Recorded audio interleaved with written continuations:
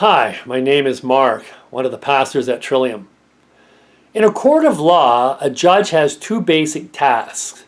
Task one is to make a determination of fact. What really happened? They judge the evidence, they evaluate the evidence, they sift through the evidence, and ultimately they decide what happened. So that's task one. Task two is, where appropriate, to provide punishment and condemnation for acts that transgress the law. So we see in a court of law the dual meaning, the double meaning of judgment. On the one hand, evaluation and assessment, discernment. On the other hand, condemnation and punishment. When Jesus says in the Gospel of Matthew chapter 7 that we're not to judge others, which form of judgment is he talking about? Is he talking about the assessing, evaluation side of judgment, or is he talking about condemnation, punishment? Well, it seems pretty obvious to me that he couldn't be talking about assessment and evaluation. That's part of the core practice of a disciple. We're to evaluate and discern and carefully, assess carefully about life, about ourselves, about how life really works. That kind of wisdom, that evaluative, assessing wisdom is an essential part of being a disciple of Jesus, of functioning in the world. You know, I go to purchase a property, I take often a home inspector with me. I want their judgment. It's important. I need their assessment and evaluation of the property I'm considering purchasing. Their insight informs my decision. When I take my vehicle to an auto mechanic, I want their evaluation or assessment of my vehicle. I don't like paying for repairs, but I understand the repairs that the mechanic identifies as necessary are essential for me to have a safe and reliable vehicle. That kind of judgment is critically important to life, and we generally welcome it. But we also, I think, can recognize that it's not very hard to cross the line from evaluation and assessment into the world of condemnation and punishment. That line is so thin, so vague, that it's easy to step over. And I think what gets us to step over the line is our snobbery. See, there's a snobbery in us that believes that we can do things better than others. I see you making a mess of something, and in my snobbery, I say to myself, I could do it better than you could. I could do it a lot better than you could. On what basis do I make that claim?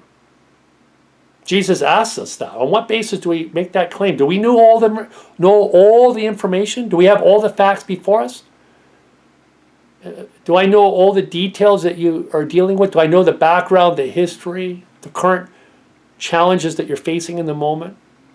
And the answer, of course, is no. It's only our snobbery, it's only my snobbery that can allow me to believe I'm comparing apples to apples when I evaluate myself and you in that circumstance. But in fact, the circumstances are probably not alike in some very important ways. I'm actually comparing apples to oranges. Yet my snobbery does not allow me to see that. I have no basis to judge you critically in a circumstance of which I do not have all the information for. And yet, in most cases, we never have enough information truly to judge others.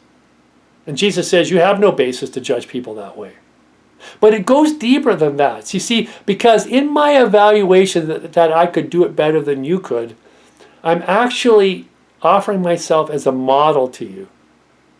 I may not even recognize this, but I'm actually presenting myself as a model to you. I'm saying to you, you should do it the way that I would do it. You should deal with the circumstance the way that I would deal with it. On what basis, Jesus asks us, do we offer ourselves as a model for others? Have you done the work? Jesus asks. Have you taken the log out of your own eye before you try to take the speck out of your brother's or sister's eye? Answer is almost certainly no. Why? Because the very things that I focus on you, the very things that annoy me or frustrate me about you are the very things that I am most likely dealing with in my own life. And if I'm still dealing with in my own life, on what basis do I offer myself as a model for victory or for overcoming that very thing? I have no basis. I have no right to offer myself as a model for you to follow. So in my snobbery, not only am I saying I could do it better than you could, when I probably couldn't, but I'm offering myself as a model when I have no position or right to do so. But it even goes deeper than that.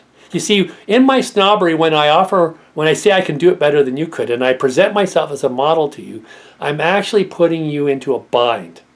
You see, because when I present my usually unsolicited advice, and I'm trying to guide you in a certain kind of way, you're now stuck with a bind, a problem. Do you go about it your own way, or do you now take on the way that I'm suggesting? And I'm kind of boxing you in. I'm putting you into a bind. Most of us know what that feels like. We don't like being put into a bind, which is why unsolicited advice is usually not welcomed. Jesus says we have no basis to offer others judgment because we can't really do it better than they can. And we can't even know if we could do it better than they can. We have no basis to offer ourselves as a model, and we have no right to put other people into a bind. He says, actually, in his teachings in other places in the Gospels, that there's a better way for us. It's called love. Love is the way. Instead of snobbery and pride and ego, it's actually love. And I can't think of a better way of it being expressed than Paul does in 1 Corinthians 13 when he says this: love is patient, love is kind, love is not envious or boastful or arrogant or rude. It does not insist on its own way. It is not irritable or resentful. It does not rejoice in wrongdoing, but rejoices in the truth. It bears all things, believes all things, hopes all things, endures all things.